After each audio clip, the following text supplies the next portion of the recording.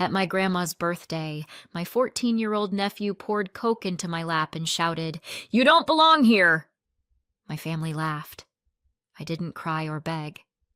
That night, I pulled my name from my brother's credit line. 2 weeks later, his whole empire began to fall. My name is Rachel. For most of my life in my family, I've been the poor relative, the handy extra adult, the emergency ATM, the person you call when you need a signature, a babysitter, or someone to listen to you complain about your stress from living in a 3-bedroom condo you didn't pay for. We're in Ohio, in a mid-sized city where everyone knows everyone else's business, especially if that business includes drama.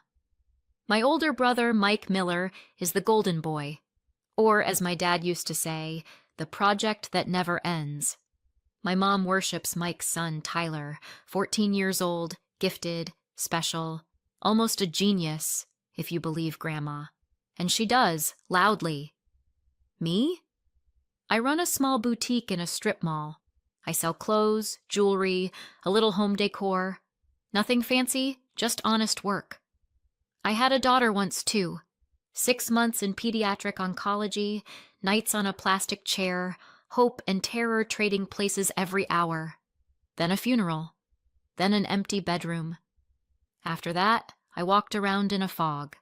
People told me God takes the best and that I should hurry up and have another baby. A handful of relatives just sat with me in silence, brought me soup, and didn't try to fix anything. I remember them. Everyone else I remember for different reasons. About 6 months after the funeral, Mike came to me with papers. "Rach, I just need you to co-sign a business credit line," he said. "The store's about to take off. Mom's worried. You know how she gets. Just help me get this going, and I'll handle the rest." I didn't read the forms. I just signed where the bank manager pointed.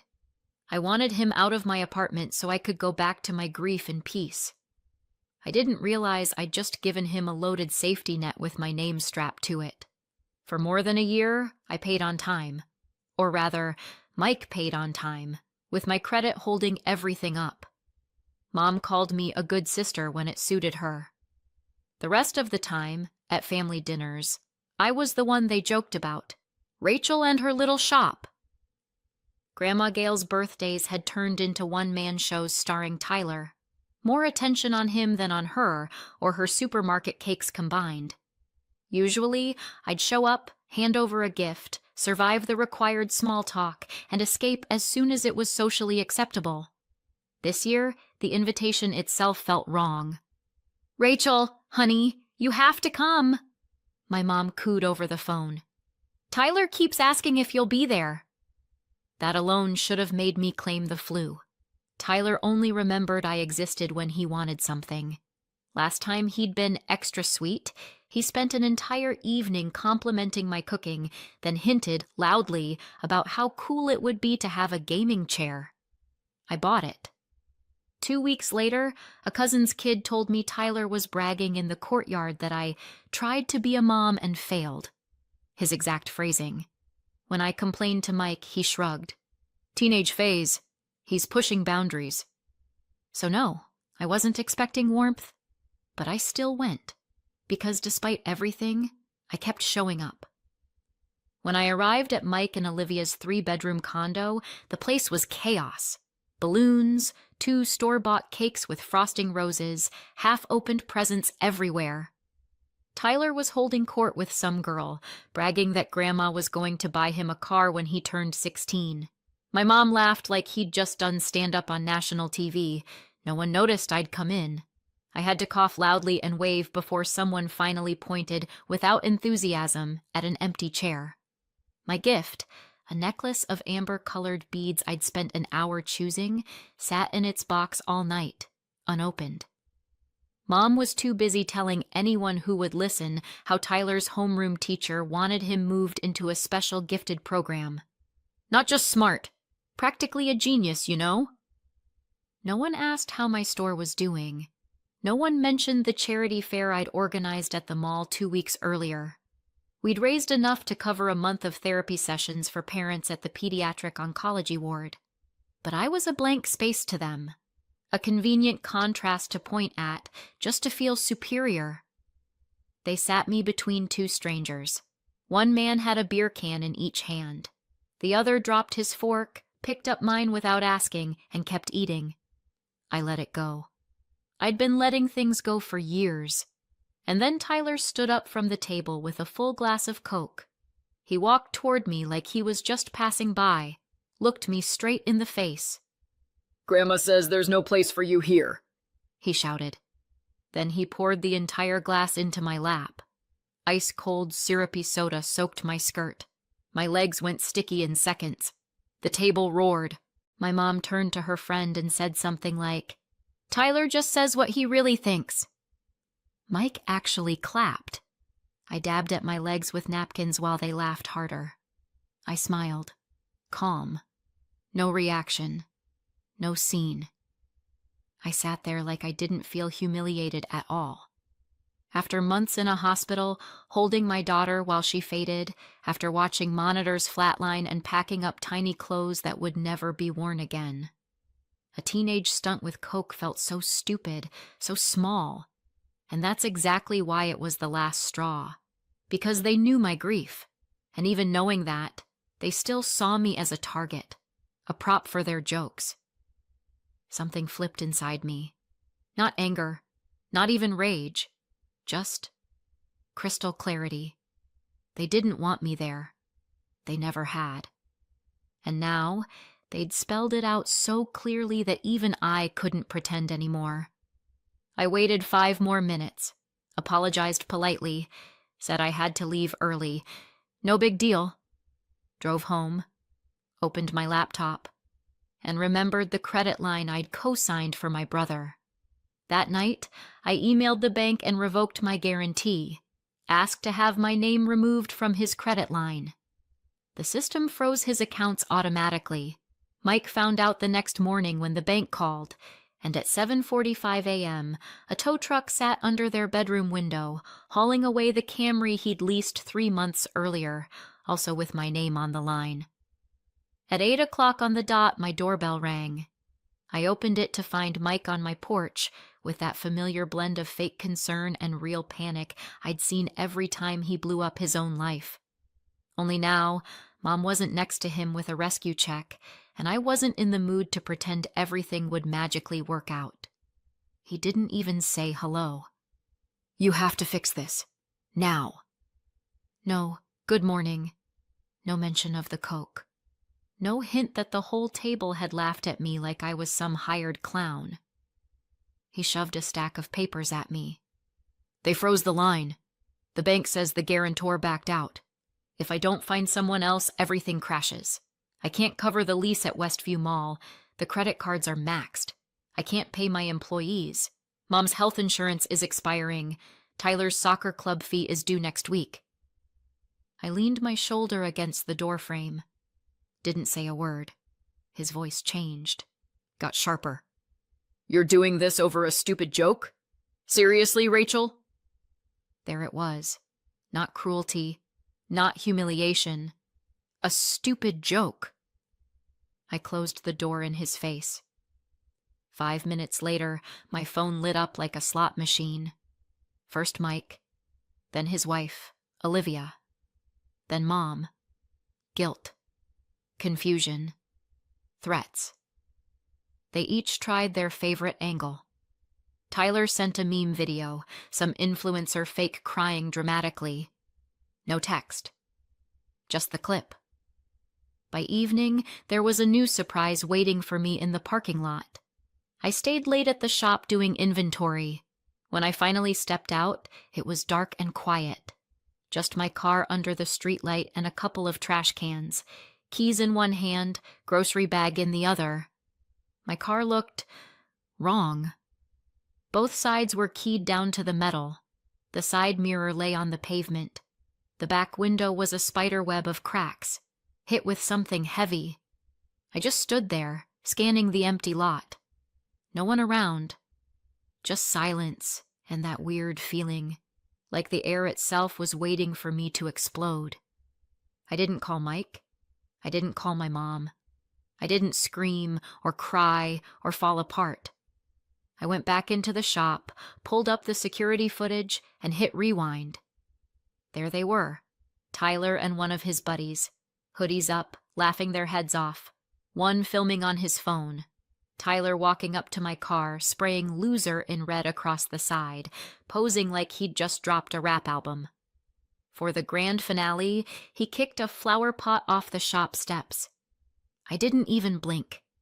I called the only sane person in our family snake pit, my Uncle Ron. He drove over like the building was on fire. We watched the video together in the back office. When it ended, he leaned back in his chair, looked at me, and said, "Call the police." No discussion.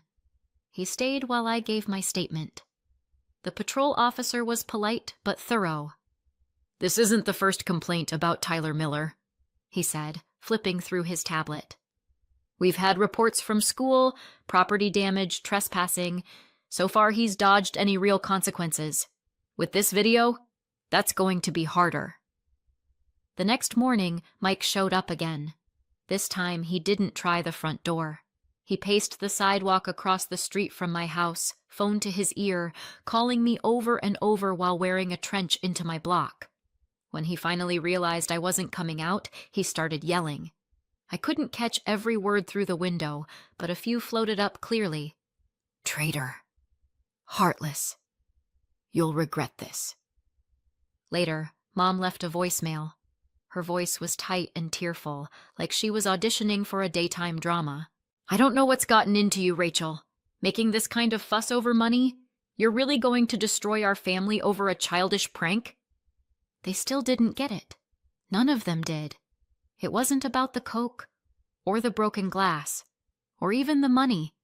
It was about years of being treated like the poor relation they tolerated, not loved, used, not valued, slowly squeezed out until I was just the extra chair in the corner. They thought, if she isn't exploding, she isn't noticing. They thought I'd bend. Instead, I watched their perfect little world start to crack, and I was just getting started. A few days later, formal charges came through: vandalism, criminal mischief, trespassing. Because Tyler was still under 16, a juvenile officer got involved. Mike and Olivia were called into the station. With the video, there wasn't much to deny. Everything was there. The smirks, the spray paint, the posing for the camera. I didn't feel triumphant. I didn't feel like I'd won. I opened my store like it was any other day, swept concrete dust off the steps, and went back to work. The phone started buzzing. Customers told me Mike was making the rounds, saying I'd faked the footage, edited everything to frame his sweet boy. My mom visited one of my suppliers to warn them that my nerves were acting up again, like after the tragedy with my daughter. I didn't take the bait. Instead, I sat down and made a list of every thread tying us together. Every stupid favor and signature I'd thrown around like confetti. It was longer than I'd expected. After the credit line for his main store, there was the sublease for Olivia's kiosk at Riverfront Plaza downtown. I was the guarantor there too. Then the merchant accounts for her online store on Amazon. The POS system, the payment processing, little side deals I'd barely noticed at the time. All under my name. My mistake. I'd given too much, trusted too easily. Now I was taking it back. By the end of the week, I'd severed every financial tie, canceled merchant accounts, revoked power of attorney, sent letters to the IRS and state tax office asking that my information be removed from any business registrations tied to their LLCS. They couldn't accept a single payment without going through reviews they weren't prepared for. Methodical, cold, efficient. Olivia's Amazon storefront was suspended within 48 hours. The mall terminated Mike's sublease. A bright notice went up on the kiosk. Closed. Lease terminated. Mike called nonstop. Left voice notes that slid from begging to threats with whiplash speed. By the end, he was almost crying. Mom called too. Very different tone. You're tearing this family apart. Your father would never have wanted this. Funny, Dad was the only one who ever treated me like a person instead of a backup plan, and that's when it hit me. They thought everything they'd built was theirs, that I was lucky just to be nearby. The truth was, it had all been resting on me, my effort, my signature, my reputation, my risk. They never valued it because acknowledging it would mean admitting I had power, and they hated the idea that I held something they couldn't control, so they snapped. One night I came home late. The shop window was shattered again. This time they didn't even try to hide. On the floor lay a brick with a note rubber banded around it. One line scribbled in all caps, "You'll die alone." I didn't get scared. I didn't even get mad. I picked up the brick, pinned the note to the back room bulletin board, and called Uncle Ron again. By morning, he was back with a lawyer. "Criminal charges are good," the lawyer said. "But we're also filing a civil suit. Emotional distress, lost income, property damage, everything we can document. And we can document a lot." I didn't argue, didn't hesitate. This wasn't about a birthday party or Coke or broken glass anymore. It was about drawing a line, thick and permanent. They weren't family anymore, just people who happened to share my last name. The juvenile hearing for Tyler got scheduled first, then dates for the bigger case against Mike and Olivia for damages, fraud, and everything else their mess had spilled over into. I thought they'd panic quietly and finally shut up. Wrong. Late one night, my phone buzzed with a voicemail from an unknown number. I almost deleted it. Spam, probably, but something made me listen. A young, shaky voice said, "Hi, my name is Hannah. I worked for your brother at the mall kiosk, the one that closed. At first I didn't understand what was going on, but when I heard about the court case, some things clicked." She'd overheard Mike and Olivia talking a few weeks earlier. They were planning how to make me look crazy so no one would take me seriously. They talked about breaking another window to push me over the edge. "I didn't get it then," she said. "Now I do. I still have our messages. He asked me to buy spray paint and send him receipts. I'm tired of staying quiet." I called her back immediately. Her voice shook, but she didn't back down. I gave her my lawyer's contact info. She sent screenshots of everything. That same night, another woman messaged me. She'd helped Olivia with the online store. She'd seen fake invoices made out in my name, used to get better payment terms from suppliers, like I was a co-owner when I wasn't. They'd even processed a fake return once, claiming a shipment was defective, to get a refund using my good standing. I forwarded it all to Uncle Ron by morning. What had started as just vandalism turned into a full-blown case. Fraud, forgery, illegal use of personal data. The lawyer updated our claims in a few hours. They were not ready. I thought, okay, now they'll realize they've pushed too far. They'll crawl back, apologize, and vanish from my life. Sure. Instead, late that evening, I heard noise downstairs and checked the building camera from an app on my phone. Mike, Olivia, and my mom were standing in front of my shop window, just staring in, like they were waiting to be let in. Then Mike pulled out his phone and started a Facebook Live. I watched in real time from the apartment above the shop. He called me a parasite, said I was milking my daughter's death, that I loved playing the victim to squeeze money out of the family. According to him, 6 months in pediatric oncology, sleepless nights in a plastic chair, and an empty nursery were just part of my master plan to guilt them into helping me. He said I was trying to destroy the family, that I needed psychiatric help. My mom stood behind him, arms crossed, face like stone. Not a word, not a single, "Hey, maybe don't do this." They had no idea I was watching. I didn't run downstairs. I didn't pound on the glass and scream. I called 911, sent the link to my lawyer. The stream disappeared an hour later, but someone had already screen recorded it and posted the video in a local community group called Family Drama in Riverside. Title: Business War in Real Time. The next day, people started coming into the store. Strangers, regular customers, curious neighbors. "Are you okay?" Some asked. Others just bought something small and said, "Hang in there." I worked, smiled, wrapped purchases, all while my personal life burned in the background like a building I'd already decided not to re-enter. 2 days later, Mike and Olivia served me with a thick envelope. They were suing me.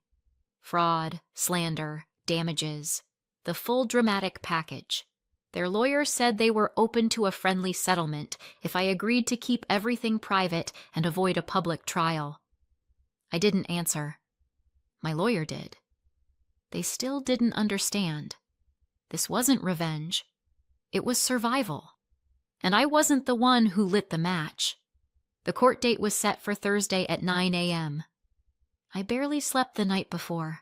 Not from nerves exactly, more from the sharp, wired desire to finally lay all the facts on the table, cut the last cords, and walk away.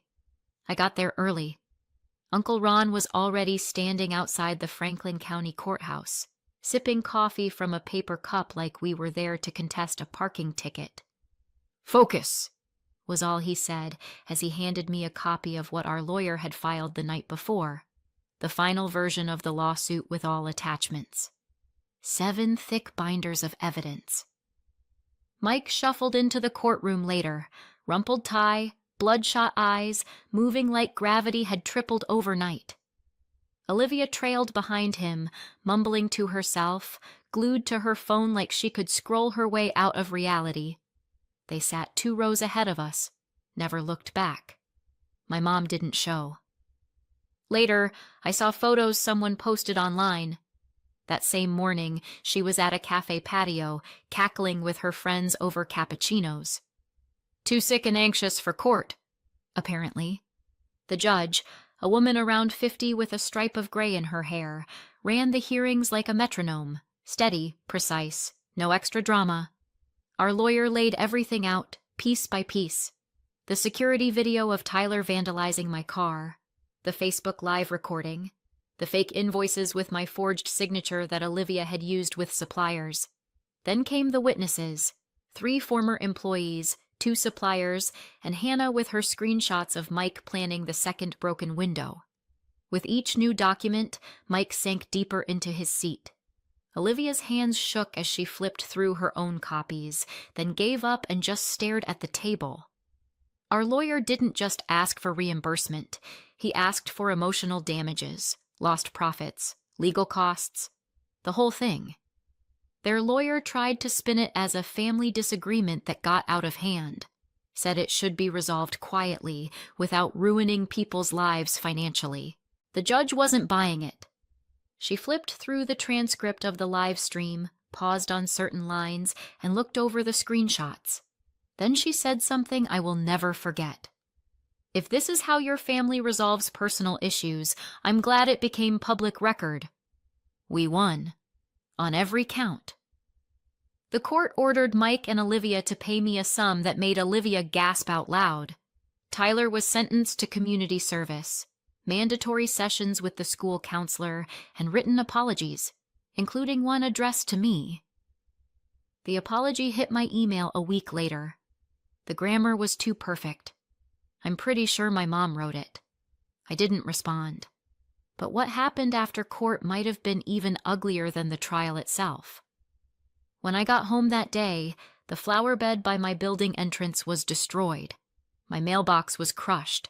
Someone had dumped food waste across my doormat.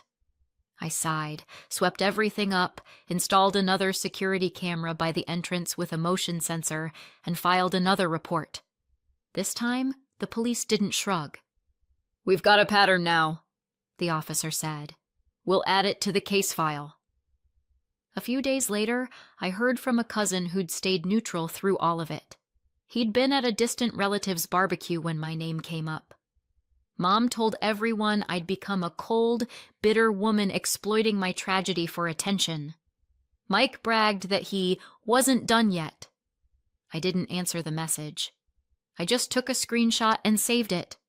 And then something clicked in my head, and for the first time in years, I felt calm. They were falling apart. The stronger I got, the faster they crumbled. Meanwhile, my shop was doing better than ever. I launched a line of products from local makers, handmade jewelry, ceramics, natural skincare. Negotiated a deal with a regional organic supplier. Sales doubled in a month. I hired 2 more employees and rented a small storage unit for extra stock. I was exhausted, but it was the good kind, the kind that feels earned. I also made sure the right people knew about it. Not everyone, just the ones who'd called on birthdays without being prompted, who'd shown up at my daughter's funeral without having to be begged, the ones who'd simply sat next to me in the hospital waiting room and didn't say garbage like, "Everything happens for a reason," or "God only takes the best." I told them casually about the expansion, about a piece on my store in a local business magazine, about being shortlisted for an Entrepreneur of the Year award from the Chamber of Commerce. I knew the news would travel, and I knew it would eat at the people who'd spent years telling me I'd never survive without their approval, without their support, without the sacred Miller name. Now they were the ones outside the circle. And the scariest part for them? I was fine. Months passed. The cameras did their job. The locks held. That stretching wire of constant tension finally snapped, and for the first time in a long time, my head felt quiet. I didn't hear from Mike after court. Olivia scrubbed me from all her social media. Tyler vanished from the internet. Either he went private or he deleted everything. I heard about them the same way everyone else did, through other people. Mike tried to open another store. No one would co-sign for anything. His reputation wasn't loudly destroyed, but it was thoroughly soaked. Suppliers demanded payment up front. Landlords wanted triple deposits. They were stuck. The damage they'd tried to dump on me had circled back to them, to their names, their finances, their shiny image. And the best part? I hadn't rolled in the mud with them. Every step I took was within the law. Every form, every cancellation, every report.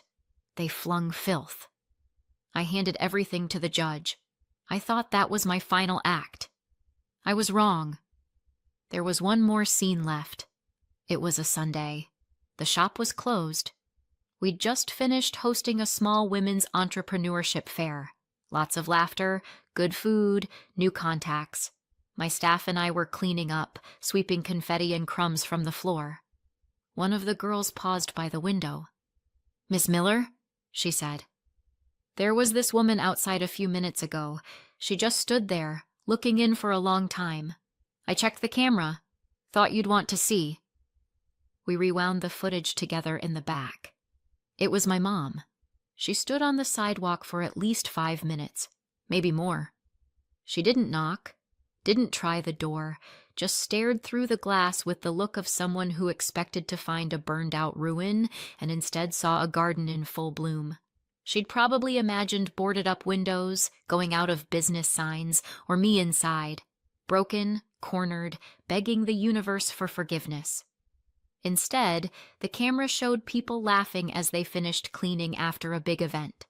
Shelves stocked with new collections. My employees joking with each other as they stacked boxes.